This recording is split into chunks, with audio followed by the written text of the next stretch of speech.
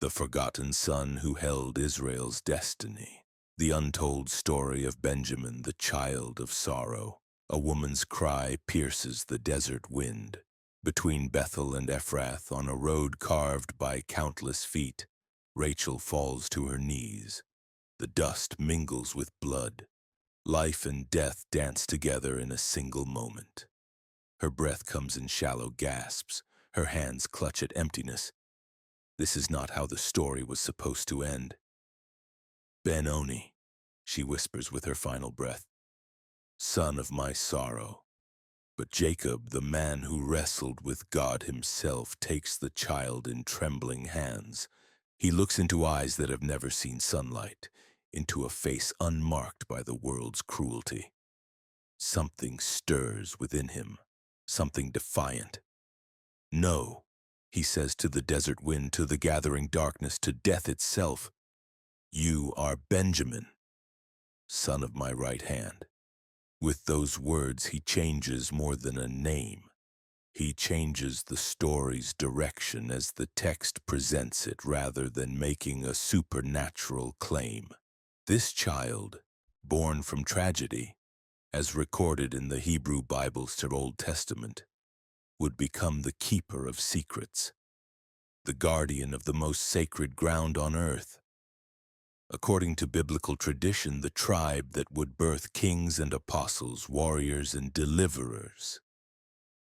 For example, King Saul in 1 Samuel.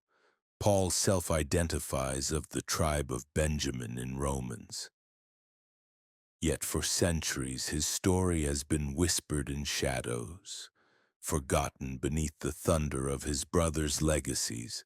Tonight we uncover the mystery of Benjamin, the youngest son who held Israel's future in his small hands, the forgotten tribe that would shape the world.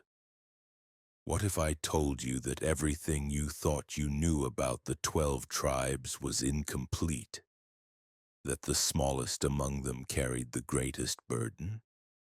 That, from the narrative's point of view, from sorrow would come the very foundation of faith itself? The ancient world breathed differently then. In the rolling hills of Canaan, where olive trees twisted toward heaven and shepherds counted stars like promises, families were more than blood. They were destiny incarnate. Each child born carried the weight of generations yet to come, the hopes of ancestors long buried in the dust of forgotten kingdoms. Jacob's household was a universe unto itself. 12 sons meant 12 futures, 12 paths branching from a single root. But in this constellation of brothers, Benjamin occupied a space unlike any other. He was the afterthought, the surprise, the child who should never have been. Picture the camp at evening. Fires crackle against the coming darkness. The older brothers sit in circles, their voices carrying the confidence of men who know their place in the world. Reuben, the firstborn, speaks of inheritance. Judah's words carry the authority of natural leadership. Joseph, before his exile, painted dreams in the air with gestures grand enough to embrace kingdoms. And Benjamin? Benjamin sits at the edge of the light, watching. Always watching. He was different from the moment he drew breath. While his brothers were born in Padan Aram, in the house of Laban, Benjamin alone entered the world on Canaanite soil. Genesis 35 situates Benjamin's birth in Canaan. The promised land itself witnessed his first cry. This detail, as the Genesis narrative emphasizes, would echo through centuries. He was the only son of Jacob to be truly native to the land God had sworn to give their descendants. Stated here as a textual note, not a modern historical claim. The boy grew in the shadow of absence. Rachel's death hung over the household like a veil that never lifted. Jacob's grief was a living thing, palpable and permanent. In Benjamin's face, the old patriarch saw his beloved wife's features reflected back at him. The curve of the jaw, the way light caught in his eyes, the unconscious tilt of his head when listening to stories told around the fire. This resemblance was both blessing and burden. Jacob's love for Benjamin bordered on fierce protection, a desperate attempt to preserve what remained of Rachel. But love, when it flows too intensely toward one child, creates currents of jealousy among the others. The brothers noticed their father's favoritism. They saw how Jacob's voice softened when Benjamin spoke, how his eyes followed the boy's movements with anxious tenderness. Benjamin learned early to navigate these treacherous waters. He discovered that being loved could be as isolating as being ignored. His brother's resentment was never spoken aloud, but it lived in sideways glances and conversations that stopped when he approached. He was simultaneously the most cherished and the most alone. The irony was not lost on the desert wind that whispered through their tents. This child, named for strength, lived in a world of careful fragility. Jacob's protection became a kind of prison, golden and suffocating. When caravans passed through their territory, Benjamin watched from behind his father's robes. When his brothers went out to tend the flocks, he remained behind, safe but separate. Yet something burned within him, call it destiny or divine design. But Benjamin possessed an intensity that set him apart from his circumstances. His eyes held depths that seemed older than his years. When he listened to the ancient stories, the tales of Abraham's call and Isaac's binding, his attention was complete, consuming. He absorbed these narratives not as entertainment but as blueprints for understanding the world.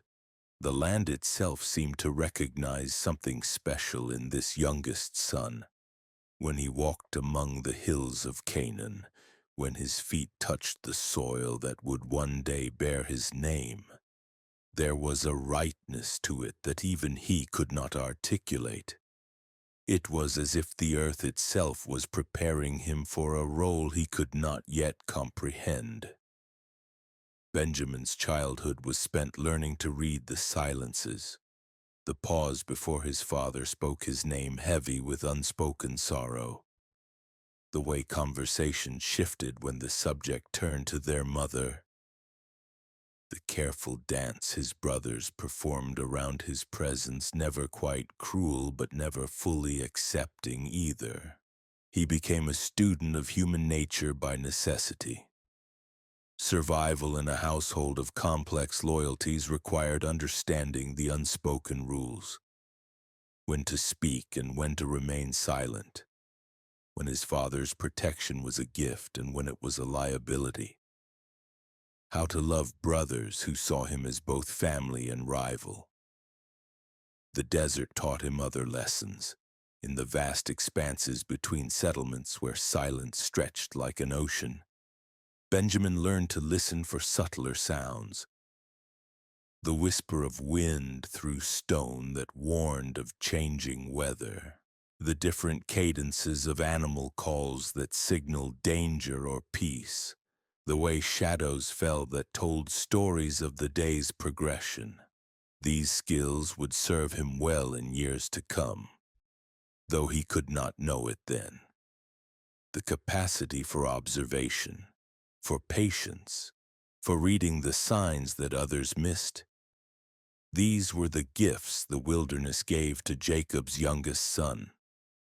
They were preparing him for a destiny that would require both strength and subtlety, both courage and careful timing. As Benjamin grew from child to youth, the tensions in Jacob's household intensified. Joseph's dreams had already sown seeds of discord. The coat of many colors had become a symbol of favoritism that burned in his brother's memories. When Joseph was sold into slavery, the family's grief took on complicated shapes, relief mixed with regret. Freedom from his arrogance battled against the horror of what they had done. Through it all, Benjamin remained. The last son of Rachel, the final thread connecting Jacob to his beloved wife. The boy whose very existence was both comfort and constant reminder of loss. But destiny was stirring in ways none of them could perceive. In Egypt, Joseph was rising to power, though his family believed him dead. The stage was being set for a reunion that would reshape their understanding of providence and forgiveness. And Benjamin, the protected child, would soon discover that his role in this unfolding drama was far more crucial than anyone had imagined. The land of Canaan watched and waited. In its hills and valleys, in the ancient places where altars had been built and promises made, something was building toward a moment of revelation. Benjamin, son of sorrow turned son of strength, was about to step into the light of history. He did not know it yet, but his true story was just beginning. The years passed like seasons in the wilderness, each one carrying its own weight of silence and expectation. Benjamin had grown from the protected child into something more complex, more aware of the currents that moved beneath the surface of his family's life. He was no longer the boy who hid behind his father's robes, yet neither was he fully accepted into the brotherhood that his older siblings shared. In the evenings, when the work was done and the flocks had been counted, Benjamin would climb the hill that overlooked their camp. From there he could see the entire landscape of his world spread out below him. The tents arranged in careful patterns, each family unit maintaining its place in the larger constellation. The animals settling into their resting places, their movements guided by instincts older than human memory. The fires beginning to bloom like flowers in the gathering darkness. Each one a beacon of warmth against the desert's indifferent cold. But it was not the visible world that captured Benjamin's attention during these solitary vigils. It was the spaces between things, the silences that lived in the gaps. The way his father's voice would catch when speaking certain names. The dreams that visited him in sleep, fragments of images that made no sense but felt heavy with meaning. The sensation growing stronger each day that something was approaching from beyond the horizon of ordinary experience. His brothers noticed the change in him, though they could not name what they saw.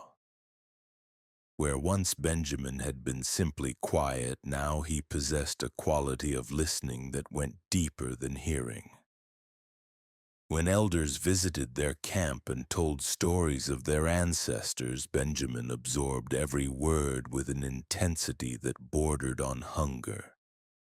He would sit motionless for hours, his eyes fixed on the storyteller's face, as if trying to decode messages hidden within familiar tales. The stories themselves began to reveal new layers of meaning. Abraham's journey from Ur, guided by a voice that promised him a land he had never seen. Isaac's miraculous birth to parents who had abandoned hope of children. Jacob's wrestling match with a presence that blessed him even as it left him forever changed. These were not merely family history, Benjamin began to understand. They were a pattern, a rhythm of divine intervention that moved through their bloodline like an underground river. He started to recognize the signs. The way certain conversations would stop when he approached, not from rejection but from a kind of reverence he did not yet comprehend. the manner in which visitors to their camp would look at him, their eyes lingering with an expression he could not interpret. The dreams that came with increasing frequency, filled with images of great gatherings and solemn ceremonies, of hands being placed on his head in blessing, of words spoken in languages he had never heard but somehow understood.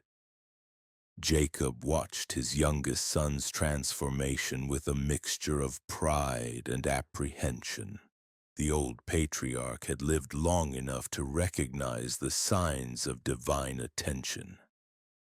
He had seen it in his own father Isaac, in the way certain moments seemed to shimmer with possibility.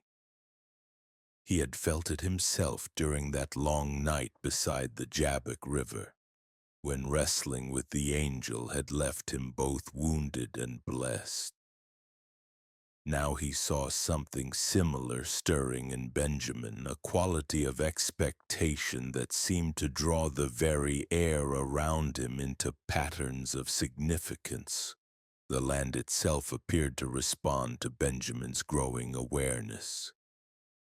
When he walked among the hills of Canaan, the familiar paths seemed to reveal new secrets.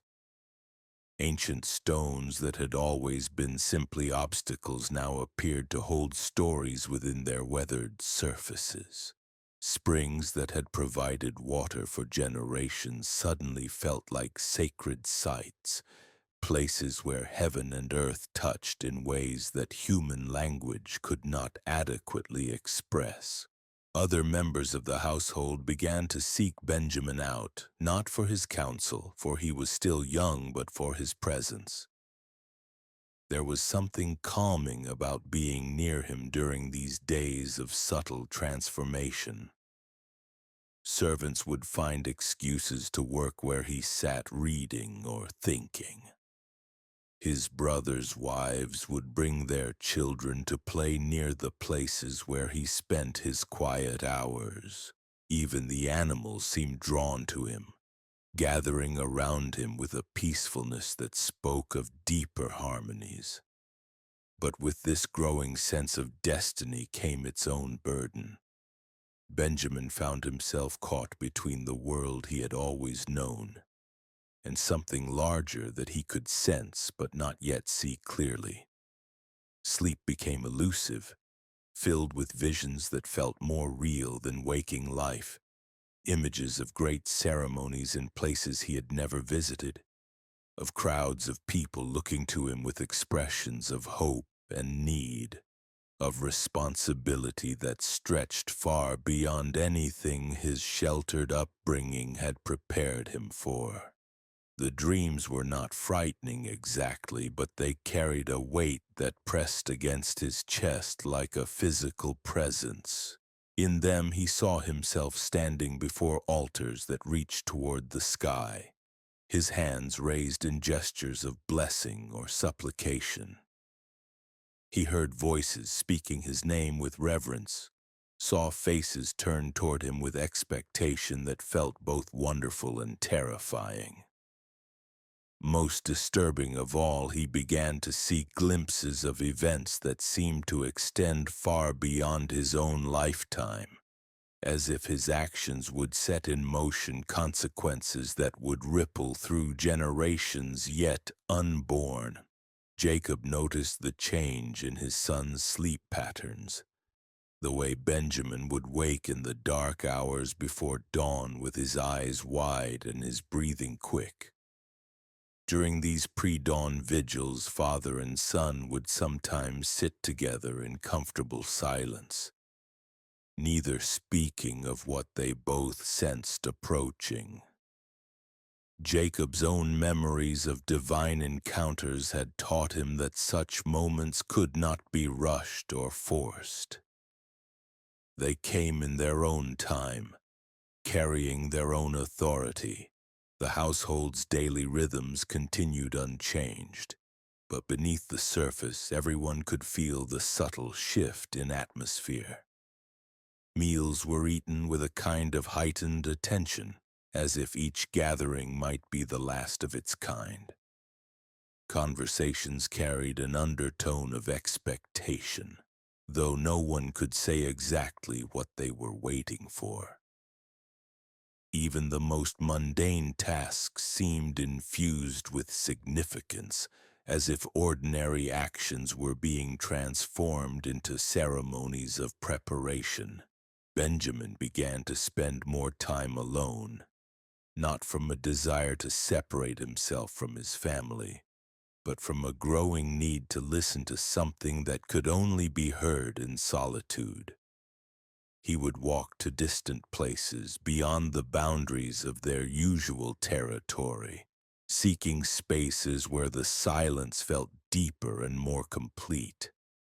In these remote locations, surrounded by nothing but stone and sky and the endless patience of the desert, he would sit for hours at a time, his attention focused on something that existed just beyond the reach of his normal senses.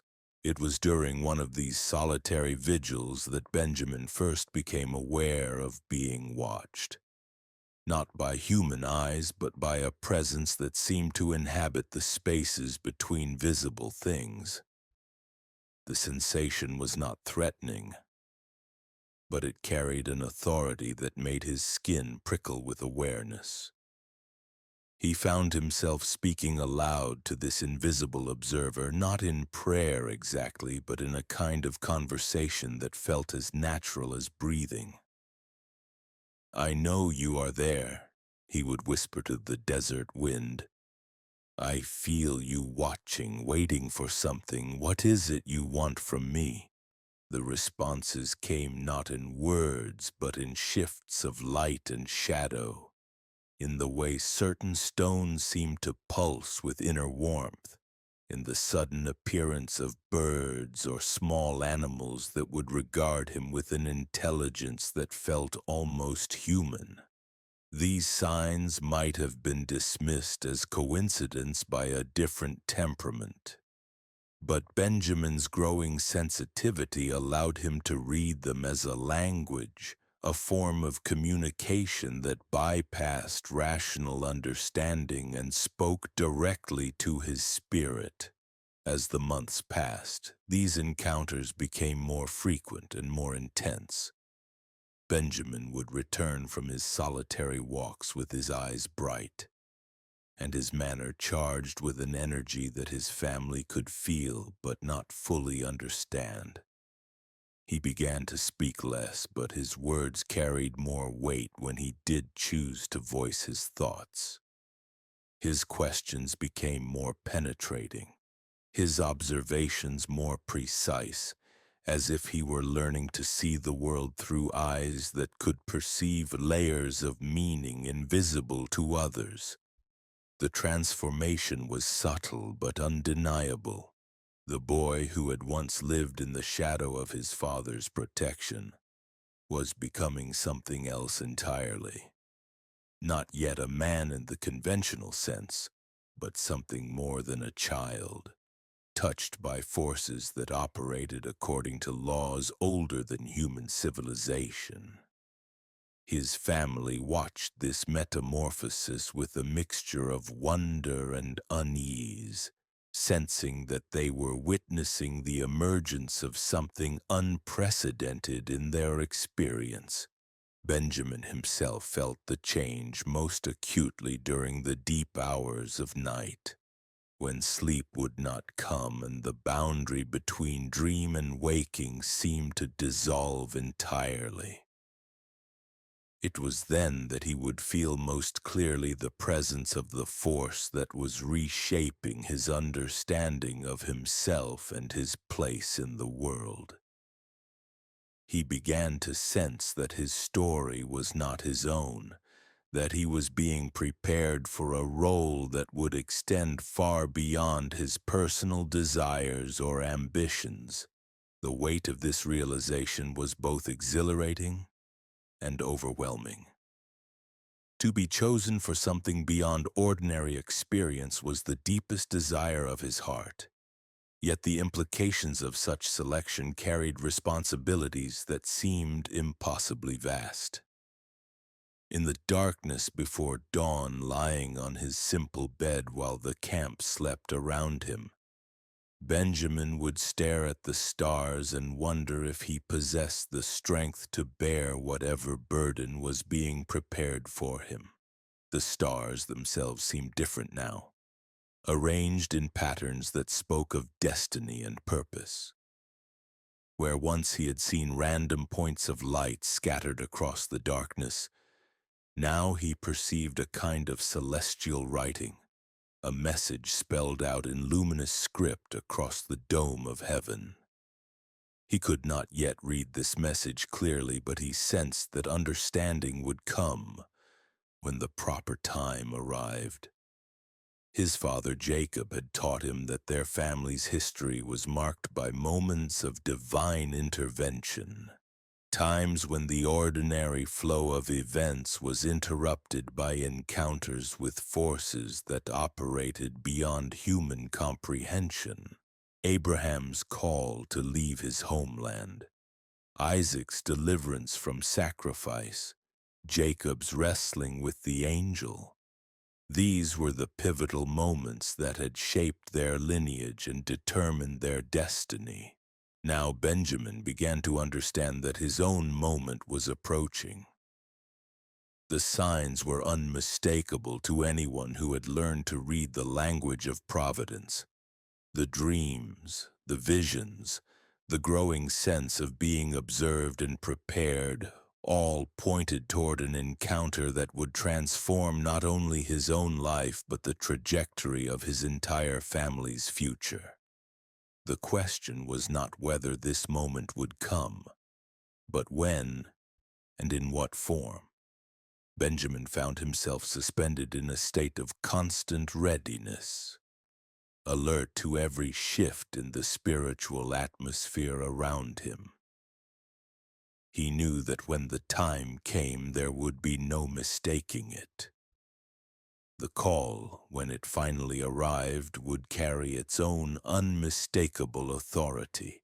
Until then, he could only wait and prepare, allowing himself to be shaped by forces he could sense but not yet fully comprehend. The boy who had been named Son of Sorrow was being transformed into something else entirely, though what that something was remained hidden in the darkness of approaching revelation. The desert wind continued to blow across the hills of Canaan, carrying with it the scent of change and the promise of transformation. Benjamin stood at the threshold of his true story, poised between the familiar world of his childhood and a future that stretched beyond the horizon of everything he had ever imagined possible. The whispers were growing stronger now, and soon they would become a voice that could not be ignored. The morning sun carved long shadows across the camp when the messenger arrived. His robes were torn, his face etched with exhaustion and something deeper. Terror, perhaps, or the hollow look of a man who had witnessed the impossible. Benjamin watched from his usual place at the edge of the gathering as the stranger fell to his knees before Jacob. The words that spilled from his lips would shatter their world like pottery dropped on stone. Joseph lives. 2 words. Simple syllables that rewrote everything they thought they knew about loss, about grief, about the weight of secrets carried in silence for 20 years. Benjamin felt the ground shift beneath his feet, though he had not moved. Around him, his brothers' faces cycled through expressions he had never seen before. Shock melted into confusion, confusion into a dawning horror as the implications settled like dust after an earthquake. Joseph, the brother whose blood-stained coat had torn their father's heart in two. The dreamer whose visions had ignited jealousy like dry grass catching flame. the favorite son whose absence had carved a hollow space in their household that nothing had been able to fill. He was alive. Not only alive, but ruling in Egypt as Pharaoh's right hand, commanding granaries that held the survival of nations in their depths. Jacob's reaction was immediate and devastating. The old man's legs buckled, and he would have fallen if Judah had not caught him. His eyes, already clouded with age, seemed to retreat further into some internal landscape of disbelief. His lips moved without sound, as if he were trying to taste the possibility of hope after decades of bitter mourning. But it was the messenger's next words that struck Benjamin like a physical blow. He demands that Benjamin come to Egypt. All of you must come, but especially Benjamin. He will not see you otherwise. The silence that followed was absolute. Not even the wind dared to whisper through the tent walls. Benjamin felt every eye in the gathering turn toward him, their gazes carrying weights he could not measure. Fear, calculation, a kind of desperate evaluation, as if they were suddenly seeing him not as their youngest brother, but as a key to a door they had never known existed. The word fell like a stone into still water, sending ripples of tension through the gathered family. Benjamin watched his father's face transform from shock to the fierce protectiveness that had shaped his entire childhood. Jacob's hands trembled as he reached toward his youngest son, not quite touching but claiming him with the gesture. I have lost Joseph. I will not lose Benjamin. But even as the words left his lips, Benjamin could see the war beginning in his father's eyes. Love battled against necessity, protection against survival. The famine that had driven them to consider Egypt's grain stores was no respecter of sentiment. It cared nothing for a father's fears or a son's sheltered existence. Benjamin himself felt something crack open inside his chest. For 20 years he had lived as the replacement for a dead brother, the consolation prize for a grief too large to heal. Now that brother had returned from the grave, reaching across impossible distances to summon him forward. The irony was not lost on him. He who had spent his life in the shadows of others' stories was suddenly the central figure in a drama that could determine his family's survival. The protected child was being called to step into the harsh light of consequence and choice. Over the days that followed, the debates raged like fever through their camp. His brothers approached him separately and in groups, their arguments carrying undertones of desperation that he had never heard before. Judah spoke of responsibility, of the greater good that sometimes demanded personal sacrifice. Reuben, ever the firstborn, attempted authority that rang hollow against the weight of their situation. But it was Simeon who spoke most directly to the fear that lived in Benjamin's chest. You think Joseph is still the boy who shared our tent, he said, his voice low and urgent. But power changes men. Egypt has had 20 years to transform him into something else entirely. What if this summons is not reunion but revenge? The question haunted Benjamin's sleep and followed him through his waking hours. He found himself studying his brothers' faces, looking for traces of the guilt they had carried for 2 decades. The knowledge of what they had done to Joseph lived in the careful spaces between their words, in the way they avoided certain topics, in the heaviness that settled over them whenever the past pressed too close to the present. If Joseph remembered their betrayal, if his heart had hardened in the crucible of slavery and imprisonment, then Benjamin's journey to Egypt might be walking into a trap designed by someone who had once been family but had become something unknowable. Yet beneath his fear ran a current of something else. Curiosity, perhaps, or a deeper hunger that he had never been able to name. All his life he had been defined by his absence from the great events that shaped his family's destiny. He had been too young for the drama of Joseph's disappearance, too protected for the harsh realities that forged his brothers into the men they had become. Now, for the first time, he was being called to step forward into his own story. The decision came, not through argument or persuasion. It arrived in a flash of clarity. He was sitting alone at sunset, watching the light drain from the western horizon, when he felt the familiar presence that had been growing stronger with each passing day. This time, however, the presence did not whisper or hint or dance at the edges of his awareness. This time it spoke with a voice that seemed to come from the very stones beneath his feet. Go. Not a command exactly, but something deeper. A recognition that this moment had been approaching since the day of his birth, that every event in his life had been preparing him for this single choice.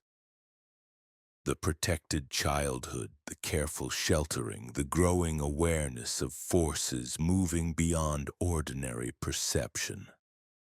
All of it had been leading to this threshold.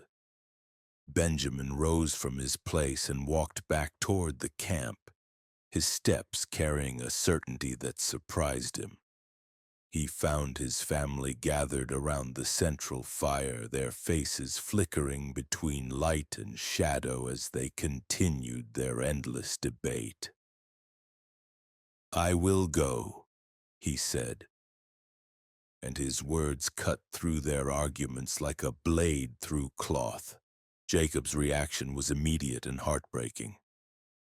The old man reached for him with shaking hands, his eyes bright with unshed tears. "My son, you do not understand what you are risking. Egypt is not our land. These people are not our people if something happens to you there." Benjamin knelt beside his father, taking those weathered hands in his own. For a moment he was simply a young man saying goodbye to the one person who had loved him without condition or complication. But beneath that familiar dynamic he could feel something new stirring, a strength that had nothing to do with physical power and everything to do with a growing understanding of his own purpose. "I have to go, Father. Not because they demand it, but because I think I was always meant to." The words surprised him even as he spoke them, but they carried the weight of truth. The dreams that had been visiting him with increasing frequency, the sense of being watched and prepared, the growing awareness that his story was connected to something larger than himself. All of it pointed toward this moment of departure. Jacob studied his face in the firelight, and Benjamin saw the exact moment when his father recognized what he himself was only beginning to understand. The boy who had been shaped by protection was ready to be tested by exposure. The sheltered son was prepared to discover what lay beyond the boundaries of safety. "Then we will all go," Jacob said finally, his voice carrying the exhaustion of a man who had wrestled with impossible choices and found no clean victory. "If you must face this, you will not face it alone." The decision once made transformed the entire atmosphere of their camp. What had been debate became preparation, fear became focused energy. They would journey to Egypt not as supplicants seeking grain, but as a family reclaiming one of their own. Benjamin felt the change most acutely in his brother's behavior toward him. Where once they had treated him as the youngest, the one to be protected and somewhat ignored, now they approached him with a new kind of attention. Not quite respect, but something approaching recognition. He was no longer simply Benjamin, the protected child. He was becoming Benjamin, the key, the bridge, the one whose choices would determine their collective fate. The night before their departure, Benjamin climbed his familiar hill one last time. The landscape spread below him looked the same as it always had, but he knew he was seeing it with different eyes. Tomorrow he would walk away from everything that had defined him, stepping into a story whose ending remained unwritten. The stars wheeled overhead in their ancient patterns, but tonight they seemed to spell out messages he could almost read. Not promises exactly, but acknowledgments. Recognition that he was moving from one phase of existence into another, leaving behind the person he had been to discover who he was meant to become. As he sat in the darkness, Benjamin felt the presence that had been his constant companion growing stronger, more defined. It no longer felt like something external watching him, but like something internal awakening. A part of himself that had been sleeping was stirring to life, preparing for challenges that his protected upbringing could never have imagined.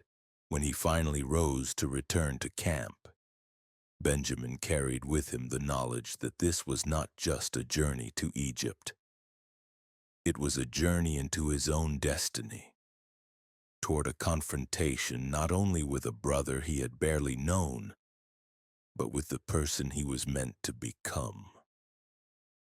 The boy named Son of Sorrow was about to discover what it truly meant to be called Son of the Right Hand. The road to Egypt stretched before them like a river of dust and possibility.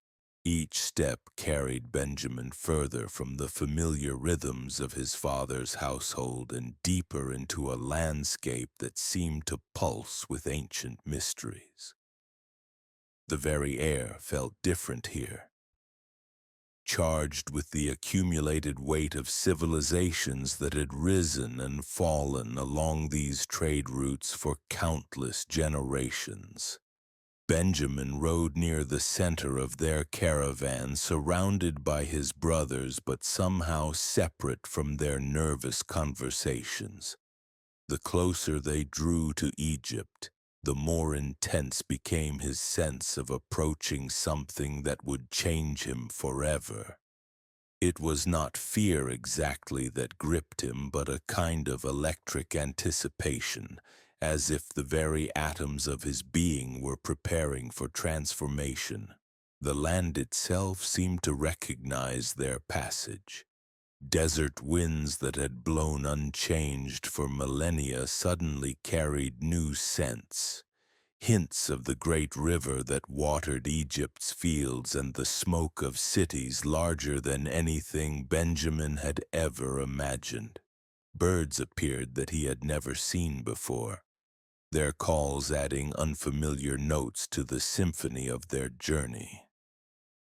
Jacob rode at the front of their procession, his aged frame somehow straightened by the possibility of seeing Joseph again. But Benjamin could read the cost of this hope in the careful way his father held himself, in the pauses that punctuated his speech, in the way his eyes would sometimes lose focus as he stared toward the horizon. They were all carrying the weight of 20 years of grief and guilt, but each bore it differently. Judah's shoulders seemed permanently bowed by the responsibility of leadership that had fallen to him in Joseph's absence. Reuben's face held the haunted expression of a firstborn who had failed to protect his younger brothers when it mattered most. Simeon and Levi moved with the restless energy of men who had learned to solve problems with violence and were struggling to imagine other solutions. But it was the changes in Benjamin himself that proved most unsettling. With each mile that passed beneath their feet, he felt layers of his old identity falling away like shed skin. The protected child, the replacement son, the careful observer who had lived on the margins of his family's story. These familiar roles no longer seemed to fit the person he was becoming. New capacities were awakening within him, senses he had never known he possessed. He could feel the emotional currents that moved between his brothers, reading their unspoken fears and desperate hopes as clearly as if they had spoken them aloud. The landscape around them seemed to vibrate with information, telling stories of everyone who had ever walked these paths before them. Most strangely, he began to hear something that existed beneath the normal sounds of their journey. Not quite music, but a kind of rhythmic pulse that seemed to emanate from the earth itself. It grew stronger as they approached Egypt, as if the ancient land was singing to itself in frequencies that only certain ears could perceive. The night before they reached the Egyptian border, Benjamin experienced something that shattered the last remnants of his ordinary understanding of reality. He had been lying on his sleeping mat listening to the familiar sounds of the camp settling into rest, when suddenly the entire world around him seemed to shimmer and become transparent. He could see through the tent walls as if they were made of water. Beyond them, the desert landscape glowed with an inner light that revealed patterns invisible to normal sight. Lines of energy crisscrossed the earth like a vast web, connecting every stone and plant and creature in an intricate network of relationship and meaning. But it was not the transformed landscape that took his breath away. It was the figures that moved through it with purpose and grace that belonged to no earthly realm. Beings of light and shadow carrying themselves with an authority that made the very air around them bend in acknowledgement of their passage. One of these figures approached his sleeping place, and Benjamin felt his heart stop as he recognized something familiar in its bearing. Not its face, for it possessed features that shifted like flame, but something in the way it moved. The cadence of its steps, the tilt of its head when it regarded him. Rachel's son, the figure spoke, and its voice carried harmonics that seemed to resonate in his bones. The one who was born from sorrow into purpose. Benjamin tried to respond but found that his voice had been taken from him. He could only lie there, paralyzed by awe and recognition as the being continued to speak. You have been prepared for this moment since before your first breath. The tears your mother shed as she named you were not ending but beginning. Through you, the promises made to your fathers will find their fulfillment in ways that mortal minds cannot yet comprehend. The figure extended what might have been a hand, and Benjamin felt something flow into him that was like lightning and honey combined. Power that burned and healed simultaneously. Knowledge that expanded his understanding while revealing how little he had ever truly known. Tomorrow you will stand before your brother, but you will see more than Joseph. You will see the instrument through which the scattered children of promise will be gathered into unity. The exile will become the center. The forgotten will become the foundation. The youngest will become the bridge between what was and what is yet to be. Images flooded Benjamin's consciousness then. Visions that came too fast and carried too much meaning for his mind to process completely. He saw great gatherings of people, faces turned toward him with expressions of hope and desperate need. He saw his own hands raised in blessing over multitudes he had never met. He saw cities that had not yet been built, temples that existed only in divine imagination, moments of choice that would echo through centuries yet unborn. But beneath all these visions ran a current of something more personal and more devastating. He saw the cost of the calling that was being placed upon him, the loneliness that came with being chosen for purposes others could not understand, the weight of carrying hopes and expectations that no single person should have to bear, the moments when he would question everything he thought he knew about himself and his purpose. The path you are about to walk will strip away everything you have used to define yourself. The figure continued, its voice growing softer but somehow more penetrating.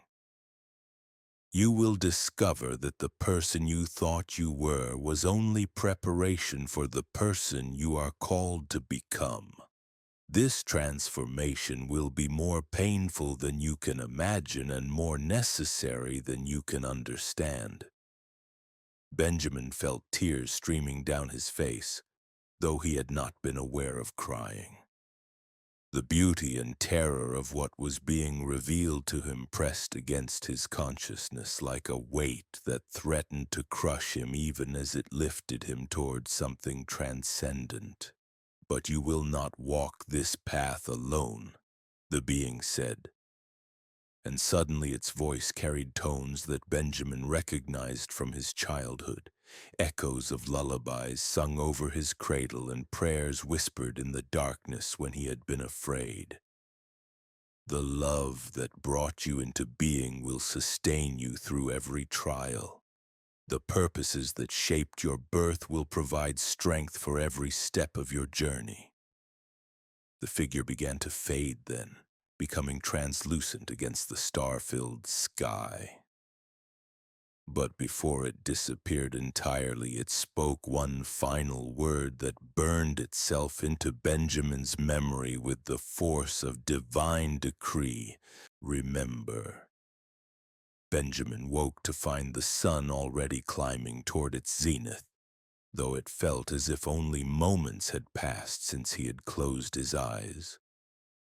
Around him the camp was stirring with the familiar sounds of preparation for travel.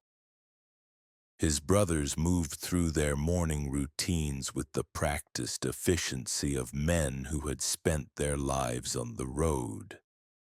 But everything looked different to Benjamin now. Not changed in any way that others would notice, but infused with layers of meaning that made even the most ordinary actions seem heavy with significance. The way Judah gathered the pack animals spoke of leadership that reached far beyond managing livestock. Reuben's careful checking of their supplies revealed a protectiveness that extended to generations yet unborn. Benjamin rose from his sleeping mat and began to pack his few possessions, but his hands moved with a certainty that belonged to someone else. The boy who had begun this journey was still present within him, but he was no longer alone in his own body.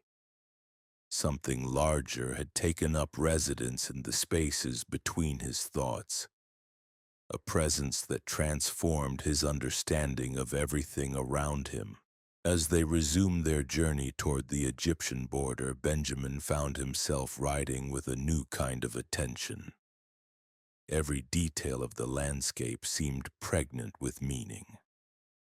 The shape of clouds against the sky, the patterns formed by migrating birds, the way sunlight fell across the ancient stones that marked their path.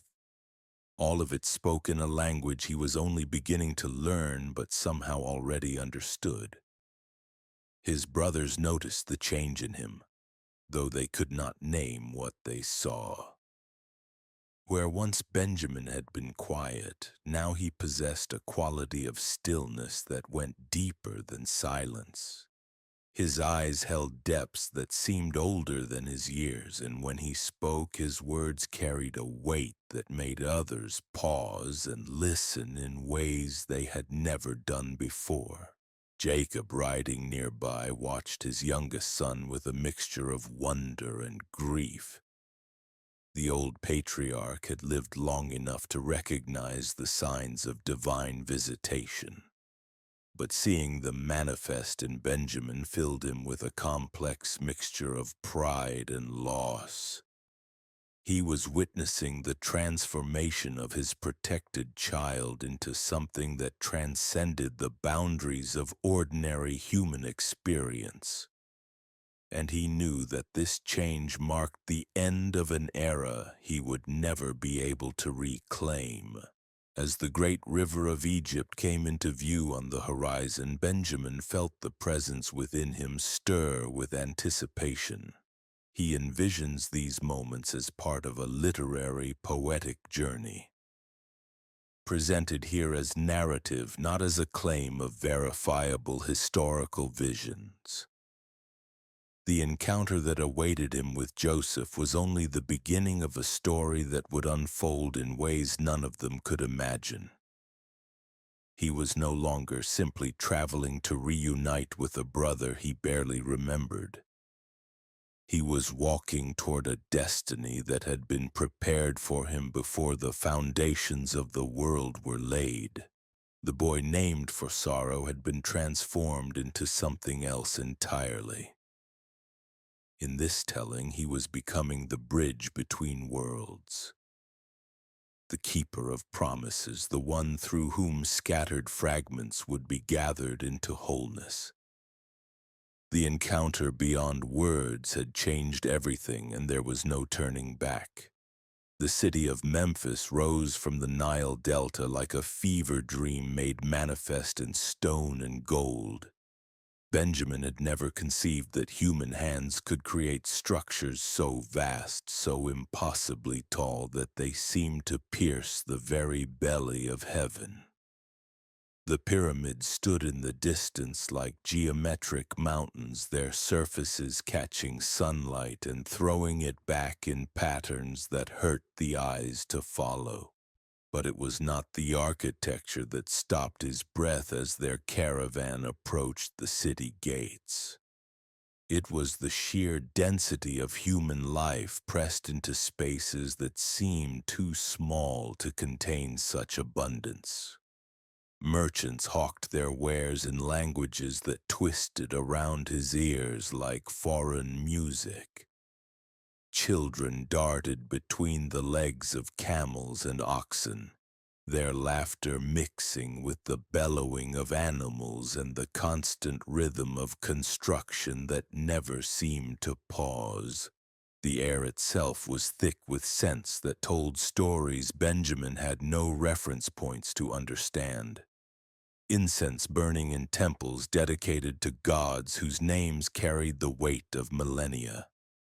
Spices from lands so distant that their very existence felt mythical. The sweet decay of the great river that gave life to everything around it, mixing fertility with the promise of death that lurked beneath all growing things. His brothers moved through this chaos with the careful steps of men who understood they were no longer operating according to familiar rules. Here, their desert wisdom counted for nothing. Their knowledge of flocks and wells and the subtle signs that predicted weather changes was useless currency in a civilization that had learned to bend the natural world to purposes they had never imagined. Benjamin felt the transformation accelerating within him as they passed through the outer districts of the city. The presence that had taken up residence in his consciousness during the night vision was responding to something in this place, growing stronger and more defined with every step they took toward the center of Egyptian power.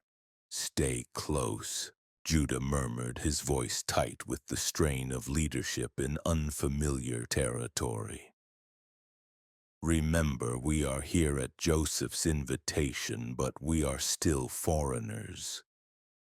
Our safety depends on his continued favor." The words carried implications that chilled Benjamin more than the desert wind ever had. They were walking into the heart of a power structure they did not understand, placing their lives in the hands of a brother who had been transformed by 20 years of experiences none of them could comprehend. It felt less like possession and more like a life remade by exile and responsibility. But as they drew closer to the administrative district where Egypt's grain stores were managed, Benjamin felt something else stirring within the complex mixture of emotions that churned in his chest. Anticipation, sharp and electric, as if every cell in his body was preparing for an encounter that would redefine the boundaries of possibility. The palace complex, when it finally came into view, was nothing like the desert encampments where Benjamin had spent his entire life. Here, power was expressed through permanence, through stone that would outlast generations and decorations that spoke of resources so vast that beauty could be pursued for its own sake. Gardens flourished where water should have been too precious to waste on anything but survival. Fountains played their liquid music in courtyards designed to demonstrate humanity's triumph over the natural limitations that constrained ordinary mortals. Guards in uniforms that gleamed like liquid metal directed their caravan toward a receiving area, where other delegations waited their turn to petition Egypt's administrators. But Benjamin noticed that their reception was different from the others. Where most visitors were processed through what appeared to be a lengthy bureaucratic procedure, their group was escorted directly toward the inner chambers with an efficiency that spoke of specific instructions received from the highest levels of authority. The corridors they walked through were decorated with images that told stories Benjamin could not read but somehow felt in his bones. Scenes of harvest and plenty, of tribute flowing from distant lands, of pharaohs standing in poses that suggested direct communication with divine powers. The very walls seemed to pulse with accumulated authority, the weight of centuries of unbroken rule that had learned to see human beings as resources to be managed rather than individuals to be cherished. It was in these halls that Benjamin first began to understand the true magnitude of the transformation that Joseph must have undergone. To survive in this environment, to rise to positions of influence within these systems of power, required skills and compromises that their shepherd upbringing had never prepared any of them for. The brother they were about to meet would be familiar in appearance but foreign in every way that truly mattered. The waiting chamber where they were finally deposited was designed to impress and intimidate in equal measure. The ceiling soared above them like the inside of a temple, decorated with astronomical charts that mapped the movements of stars and planets with mathematical precision. Statues of Egyptian gods watched from alcoves, their faces bearing expressions that suggested knowledge of secrets too profound for mortal understanding. Benjamin's brothers clustered together in the center of the room, their desert robes and simple sandals marking them as obvious outsiders in this display of civilizational sophistication. They spoke in whispers, their voices carrying the nervous energy of men who were beginning to grasp just how far they had traveled from everything they understood about the world. But Benjamin found himself drawn to the walls, where hieroglyphic inscriptions told stories in a visual language that his normal education had never taught him to read. Yet somehow, as he stared at these symbols, meaning began to emerge from the patterns. Not literal translation, but something deeper. An intuitive understanding that flowed from the same source as his night visions, and his growing awareness of currents that moved beneath the surface of ordinary events. The images spoke of cycles of abundance and famine that stretched back through Egyptian history like a recurring theme, of administrators who had learned to prepare for lean years during times of plenty, storing grain against future need with a foresight that required both practical wisdom and mystical insight into the patterns that govern natural abundance. "He comes," one of the guards announced, his voice cutting through their nervous conversations like a blade through silk. The doors at the far end of the chamber began to open with a slowness that felt ceremonial, designed to build anticipation and establish the authority of whoever was about to enter. Benjamin felt his heart begin to race as footsteps echoed in the corridor beyond, accompanied by the rustle of fine fabric and the soft sound of sandals on polished stone. The man who entered the chamber was both familiar and utterly transformed. Benjamin could see traces of the brother he remembered in the bone structure of the face, in the way he carried his shoulders, in certain gestures that had survived 2 decades of reinvention. But everything else spoke of a metamorphosis so complete that it might as well have been a life reforged by a foreign land.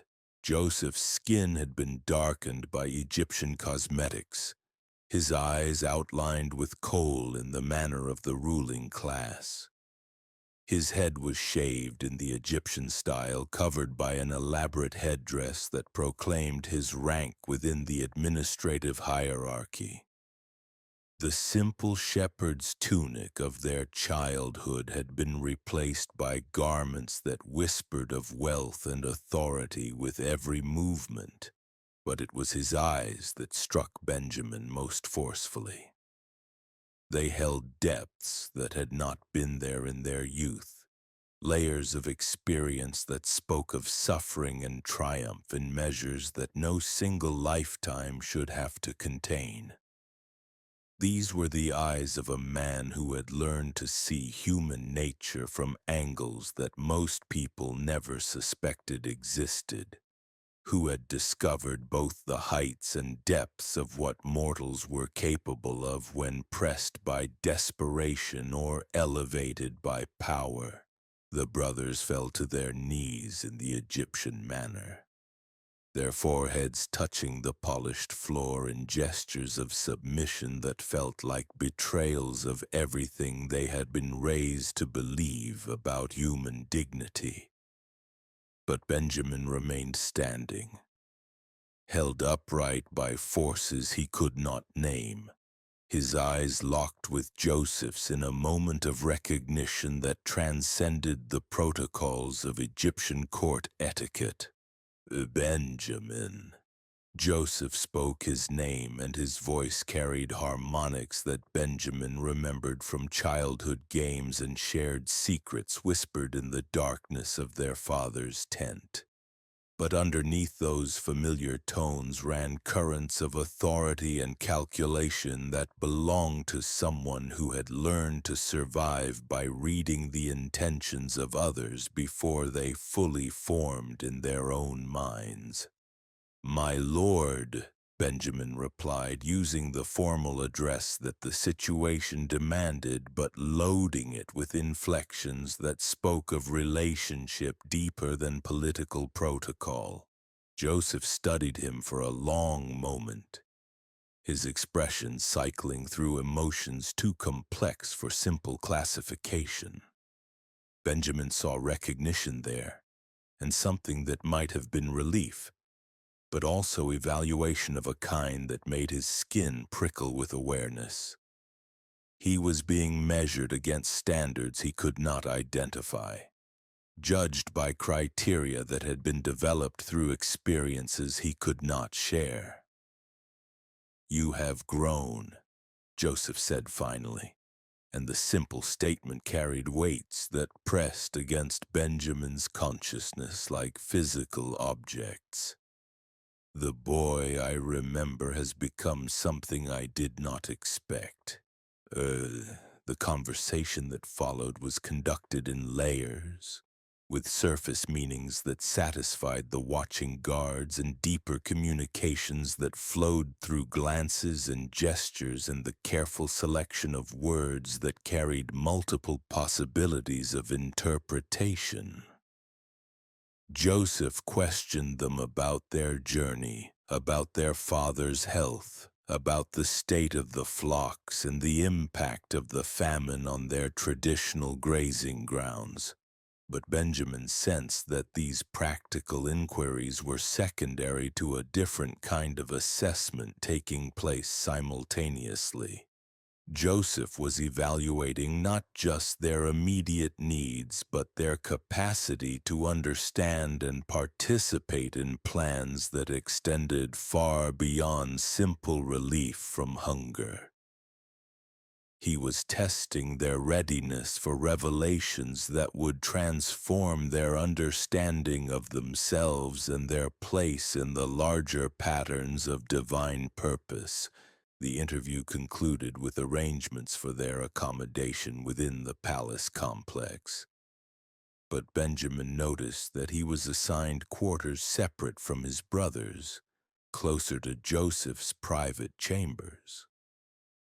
The decision was presented as a matter of convenience, but he recognized it for what it truly was: an opportunity for conversations that could not take place in the presence of others. That evening, as Benjamin prepared for sleep in chambers more luxurious than anything he had ever imagined, he felt the weight of expectation settling around him like a physical presence. The transformation that had begun with his night vision was accelerating, preparing him for responsibilities that would require every capacity he possessed and several he had not known he contained. Through the window of his chamber, he could see the lights of Memphis stretching toward the horizon, each flame representing lives and stories and hopes that were now somehow connected to choices he would be required to make. The boy who had lived his entire existence within the boundaries of his father's protection was being prepared for influence that would touch the destinies of multitudes he had never met. The impossible mission was taking shape around him, though its full dimensions remained hidden in shadows that only time would illuminate.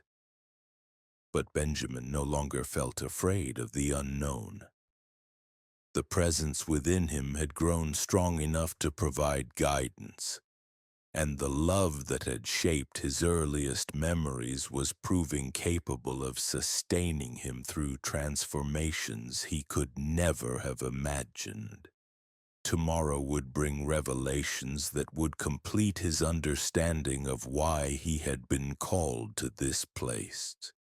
At this time for purposes that reached far beyond personal reunion. The youngest son was about to discover the true meaning of being chosen for something greater than himself. The dawn that broke over Memphis carried with it an electric tension that seemed to charge the very air with possibility and danger in equal measure. Benjamin woke in his palatial chamber to find sunlight streaming through windows that had been positioned to catch the first rays of morning. But the beauty of the scene could not dispel the weight of unease that had settled in his chest during the restless hours of near sleep. The previous evening's encounter with Joseph had left him with more questions than answers, and the night had been filled with dreams that felt less like visions and more like warnings. Images of his brothers' faces twisted with emotions he could not name, of conversations conducted in whispers that carried the poison of old resentments, of choices that would force him to choose between loyalties that should never have been placed in opposition to each other. A servant appeared with the sunrise, bringing bread and fruit and news that Joseph had requested his presence in the private chambers where the real business of grain administration was conducted. But as Benjamin prepared to answer this summons, he caught sight of his brothers through the window of his chamber, gathered in the courtyard below in a configuration that spoke of urgent consultation. Their body language told a story that made his stomach clench with apprehension. Judah stood at the center of the group, his gestures sharp and emphatic in ways that Benjamin recognized as signs of barely controlled anger. Simeon and Levi flanked him with the predatory stillness of men considering violence as a solution to problems they could not solve through normal means. Even from this distance, Benjamin could read the tension in their shoulders, the way they kept glancing toward the palace buildings as if evaluating defensive positions and escape routes.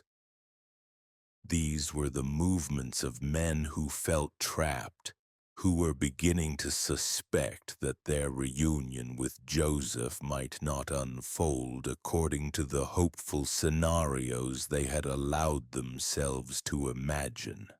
The realization struck him with the force of cold water thrown in his face. His brothers were afraid, not merely nervous about navigating unfamiliar social protocols, but genuinely terrified of consequences they could see approaching like storm clouds on a clear horizon.